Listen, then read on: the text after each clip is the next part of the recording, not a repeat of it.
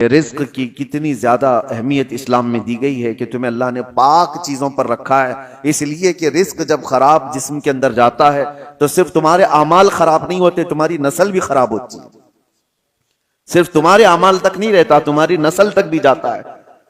تو یہ آج جو دور ہے، پوری دنیا تم کو حرام پروسنے کے پیچھے لگی ہوئی ہے۔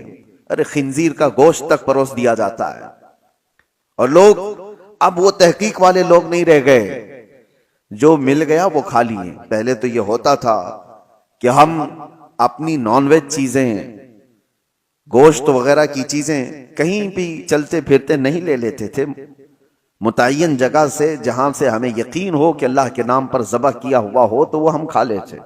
لیکن آج اس کا اہتمام لوگوں نے بند کر رکھا ہے، اور اب ہمارے ہاں تو حلال سرٹیفکیٹ پر تو ویسی بھی پابندی لگا دی جا رہی ہے، اور جو لوگ دیتے تھے ان کا بھی کوئی بھروسہ نہیں تھا کہ یہ حلال کس طرح سے کہا جا رہا ہے۔ میں نے سنا گھر بیٹھے لوگ اب نئی نئی کمپنیوں سے آرڈر کر دیتے ہیں۔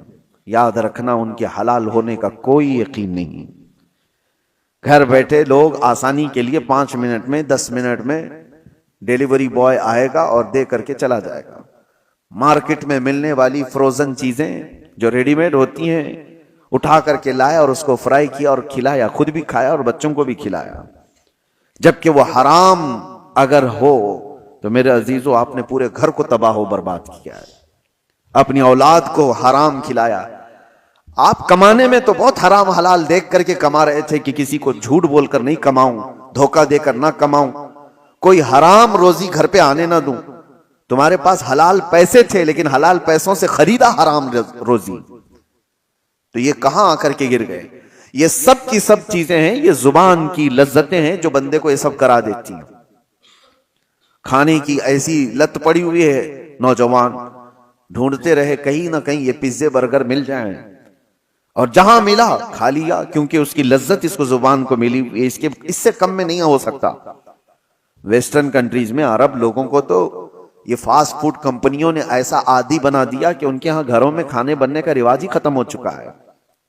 نہیں، ان کے لیے تو ایک تعجب کی بات ہو گئی ہے کہ گھر میں کوئی عورت کھانا بناتی ہے، وہاں تو سب کچھ باہر کے دنیا پر ڈیپینڈ ہے۔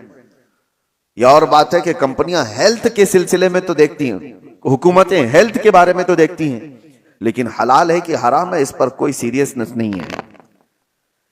میرے عزیزو، چند سال پہلے ہمارے اسی شہر کی بات بتا رہا ہوں، ایک پیزے کی مشہور دکان میں ایک صاحب نے خریدا اور کھایا بھی اور دوسروں کو کھلایا بھی۔ بعد میں پتا چلا کہ یہ دکان والا حالانکہ مسلمان ہے، اونر مسلمان ہے، پیزے کی دکان والا، سننے میں آیا کہ وہ پورک بیچتا ہے، سور کا گوشت بھی پیزے میں ملا کر کے بیچا جاتا ہے۔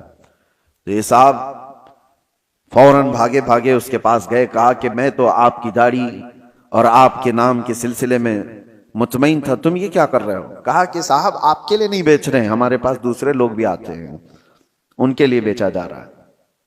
معاذ اللہ رب العالمین، کیا اسلام اس بات کی اجازت دیتا ہے کہ کسی مومن کا مال نہ چوری کیا جائے، کسی دوسرے کا چوری کیا جائے؟ حلال ہو جائے گا دوسرے کا مال چوری کرنا؟ کسی مسلمان عورت سے زنا نہ کیا جائے، کسی دوسری عورت سے زنا کرنے کی اجازت دے دے گا؟